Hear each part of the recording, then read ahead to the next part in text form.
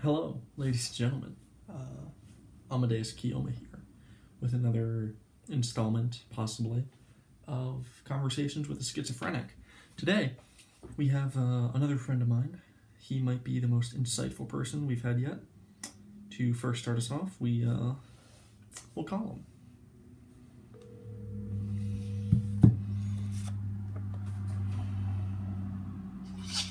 Hello. Hey Carter, what's up? Not much. How's it going for you? Not too bad. Nice. I know I already texted it to you, but more or less this is just me asking people I know various questions about the topic of psychedelics, their thoughts. With that being said, would you be fine if I quote some things that you tell me during this interview if they're of note to me? Yeah, sure. And then the second question, would you be fine if I posted this entire conversation to my YouTube channel for a collection, or would you rather not? I mean, like, is my name gonna be... Your first name. Fuck it, I don't care. Very nice. Okay, wonderful. Okay, so I guess the first question I had that I was going to ask is, when you hear the word psychedelic, what does that mean to you? What does that conjure in your mind? I guess I would say basically just mind-altering substances.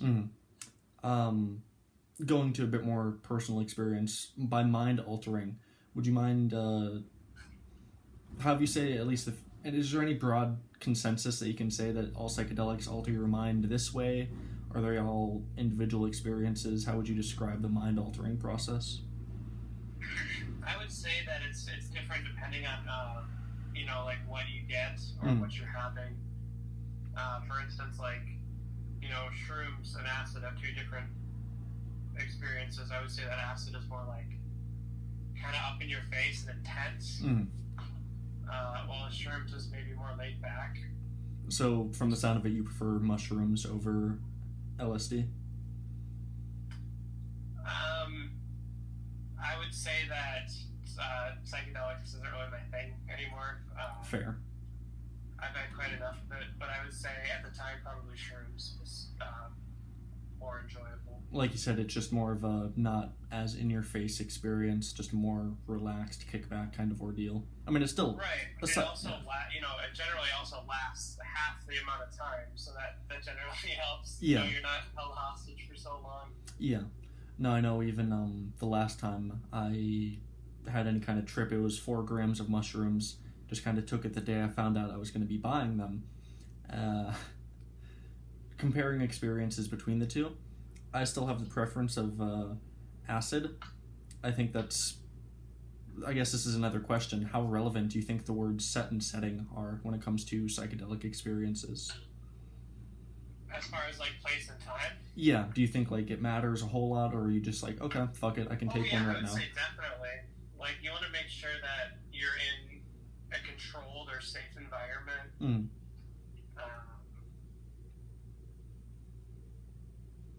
And also, like, for me specifically, I've had time where maybe I wasn't in the right mindset. I probably shouldn't have done it because you kind of can go into spirals or just, like, I don't know. Yeah, whatever the circumstance could be. The last experience I had very little planned, so a lot of the time was just me spent sitting wondering, okay, what am I going to do? And anxiety building up for it. This is one thing I've noticed with mushrooms over LSD. I'm not sure if you can comment, but LSD, it seems like if that a massive serotonin boost, at least for me, I haven't had a bad experience with it.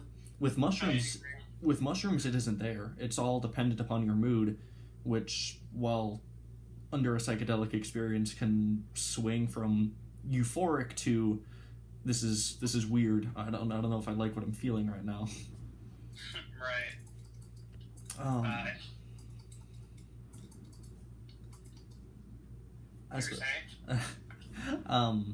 Speaking of feelings, I guess the next question I had was, what do you think psychedelics' place in society should be? Do you think they're fine to be illegal? Do you think they should be legalized? And if so, to what extent? What do you think an ideal society would be like? I'm not quite sure. I kind of go back and forth on that, especially with, like, when I think of like long-term effects, Mm. like certain people, they should not take it. It actually increases their risk for mental illness or Yeah, like people. schizophrenia and stuff Yep, like that. people that already have predispositioned mental conditions, like you said, schizophrenia, bipolar, these substances. I know people have tried doing research to see if it actually helps fight it, but there's been very little done. What we know for sure is that if you have schizophrenia or some other kind of mental disorder, that psychedelics do not go well with that at all. Right. But then on the flip side, you have mental disorders such as diagnosed anxiety, depression, cancer patients that have been given, that they've basically been told that they're going to die. People have done using psilocybin mushrooms. MDMA, I know, has been used to help veterans as well. There's a bunch of clinical trials basically all suggesting the same thing, that psychedelics, when taken in the right set and setting and used for the proper context, can have beneficiary long-term results as well. Oh, I mean, I definitely think there are some like benefits to at least trying psychedelics. It kind of puts you in a different worldview. Yeah. I think it should be legal. However, I think it should just be emphasized on like proper education. Like, hey, how much should you take, or how do I know if it's good or not, or So do you think? I'm sorry, I was going to say, so what it sounds like something akin to, like, you have to go through a doctor, so to say, to get it, because they can prescribe you the right dose. They know your physical history, your mental history better than anyone. It would be, I guess, the responsible way of doing it. I mean, I'm not saying, don't just take it, or, like, you need to have a doctor to do it, but I would just do your own research, honestly, and it's definitely not for everybody, so I wouldn't, like, make it, I wouldn't, like, say that everybody should do it, or everybody should try it. That's just not the case. No, I can definitely agree to that. I know definitely some people I knew as classmates, people I work with, that they don't seem like they could handle anything more than being slightly drunk in terms of, wow, reality is changing before my very eyes. I don't like this. And I don't blame them for it. They're terrifying experiences to some extent. It's wild. The amount of things that distort, that change, your senses being manipulated, so to say. It's a crazy experience. This was the part where I was going to ask, from when you were back in your, I guess, heyday of taking psychedelics, your positive or negative experiences, I guess, to put a nice note on things, if you wouldn't mind, what would be, if you remember, one of your more positive experiences while on psychedelics? Well, for positive, it would just be like, one night, a bunch of friends got together and we watched like a pay-per-view boxing match. Mm-hmm. And we all took some, and it was just a great night. Like, we all had a good time. Yeah. And it was just kind of like a chaotic fun. But I just remember thinking, like, hey, this is a good memory that I'll have with me. Yeah, I mean, Me and my friends acting stupid, and also, maybe some revelations were learned that night. Just kind of interesting quirks about myself. Yeah. No, I can definitely, I haven't done psychedelics a whole lot, so they're still always memorable to me, but I still remember one time, I believe it was you and Luis that had taken LSD, and I walked from my place to where you guys were. I remember we walked through that cornfield. We watched Pen 15, that weird-ass Hulu show. I wasn't even on psychedelics, but it was an interesting experience being there with you two. You guys were still, able to talk. You guys weren't fucking gone, but it was still memorable because, I don't know, you just seemed a bit more spacey, but there was like a slight smile you guys had to everything you were doing. It was interesting to watch. Yeah, I would say that night was one of the more enjoyable and, like, tamer kind of interactions I've had. I know that I had my last psychedelic trip, it didn't go so well. had what is known as like a bad trip, Mm. and it was just very like when it basically started, I just had like a downfall of just like a lot of negative emotions, Mm. and it kind of stayed that way for a while. Yeah. No, I can say somewhat similar. Last time I tripped, like I said, it was 4 grams of mushrooms. I didn't have a plan for what to do. A lot of time was just spent on the couch thinking I should be doing something, or I believe I told a friend of mine, Jason, that I was going to play Battlefield 1 with him. I was having already kind of a meh experience, and I couldn't figure out how to set up my PS4. The fact that I couldn't figure out how to do that was making me feel worse and worse and worse, so I just had to tell him, I can't, I'm sorry, I'm stupid brain right now. Everything just builds really quickly. Yeah, when you're in that kind of state, even the little things can just freak you out. You just don't know how to like process them at the time. Yeah. You're not really grounded in your normal self. Not at all, and especially if you don't have anyone else there to just kind of rein you in, or at least be a talking point, someone you can bounce off of. I know I don't know if you remember it, but when I was having my last mushroom trip, I just started texting you at some point. It was just basically a wall of text, but I remember just thinking to myself, it feels so weird. I don't mean to be typing, but I am. It's kind of freaky. It's like I'm doing it, but I'm not meaning to. I'm going to still do it anyway. It was a weird disconnect between the body and the mind. It was small, but it was still another thing that was kind of making me anxious. Like, I don't feel like I'm in control of my own body. It just started to spiral more and more. Oh yeah, that reminds me. Like I've also noticed that I cannot use my phone while I'm tripping or anything. Like Yeah. Just looking at the screen just irks me, and I just can't do it. With like, my texts come out horrible during that time, and any videos I have just are nonsensical. Really interesting to look back at. No, same. I love doing that. I don't like texting. I like taking videos of myself for the most part, just to see how fucking out of it I am. But then on the flip side, I think one of the videos I took of myself that last psychedelic experience, it makes me uncomfortable anytime I watch it, just seeing how out of it I am. It's weird to think back on a meh psychedelic experience and just, it wasn't super terrible. It wasn't like a nightmare experience or anything, but it was just general anxiety and unease predominantly lasted throughout the most of it, and it was just kind of shit.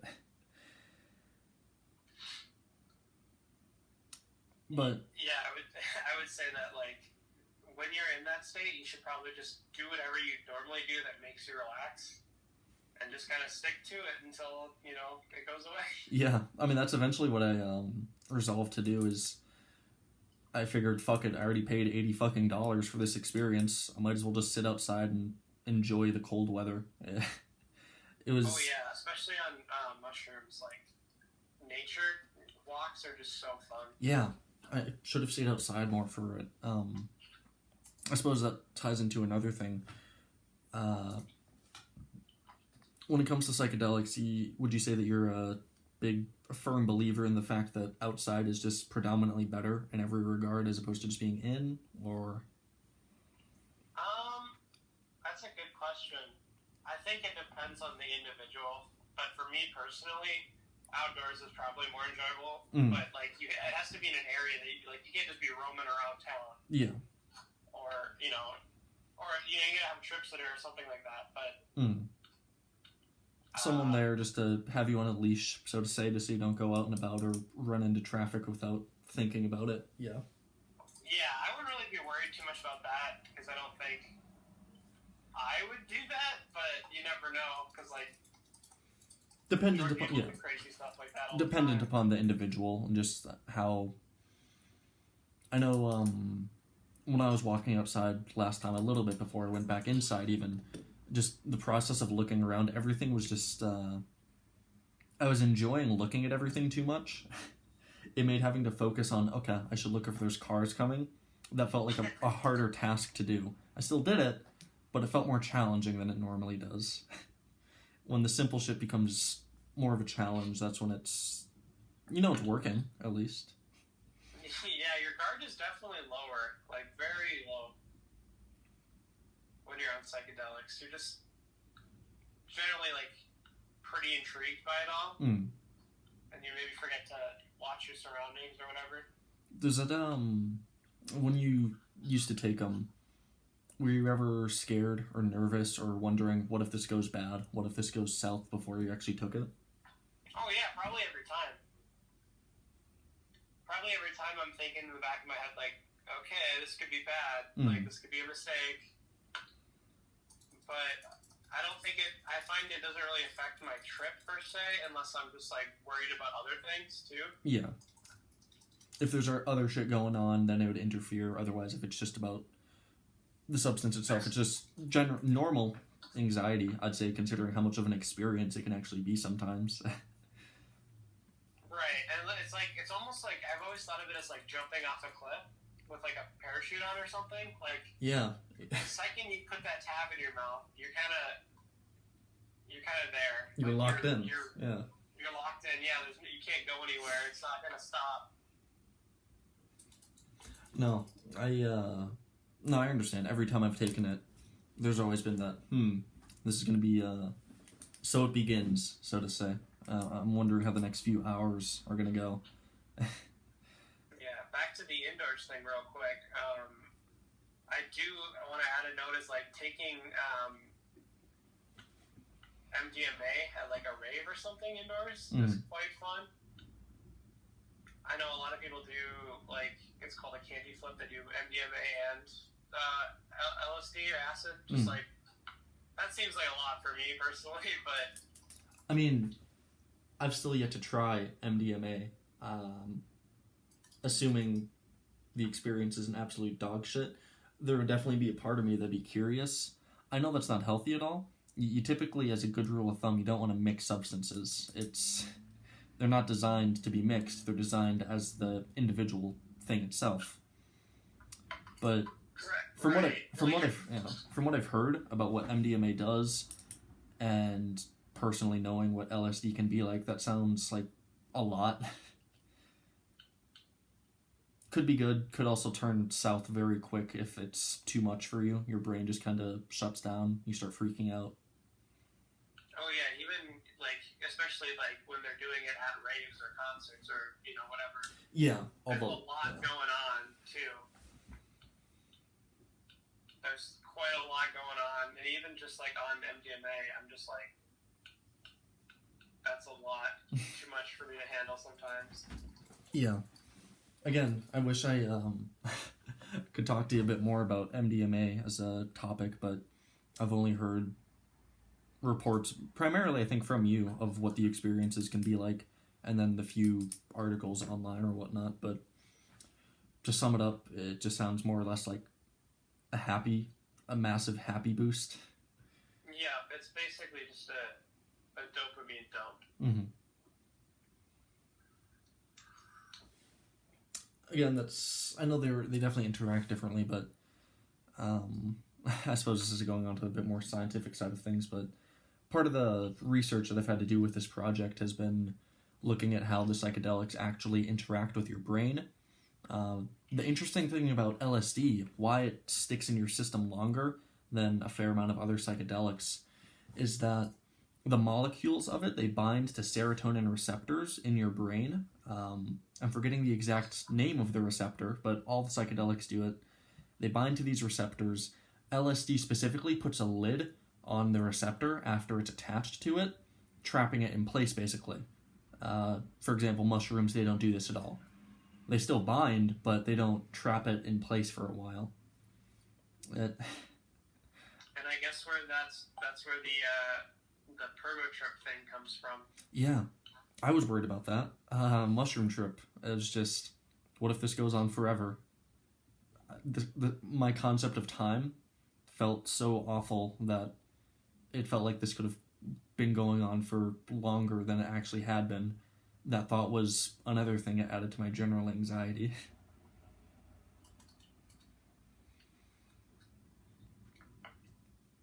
Yeah, when I'm on it, I don't have like any time perception. It could be 10 minutes, it could be 2 hours. I have to look at a clock. I just don't know. Fair, same, honestly. Even looking at the clock, I mean, your brain knows, but it doesn't feel like it, which I suppose that's my big takeaway from mushrooms so far, is that the one genuine experience I had with them, it just was conflicting, so to say. All senses were distorted. I mean, that's what psychedelics do, but I guess I wasn't ready for that typical kind. I suppose that does actually run through most of the questions I had.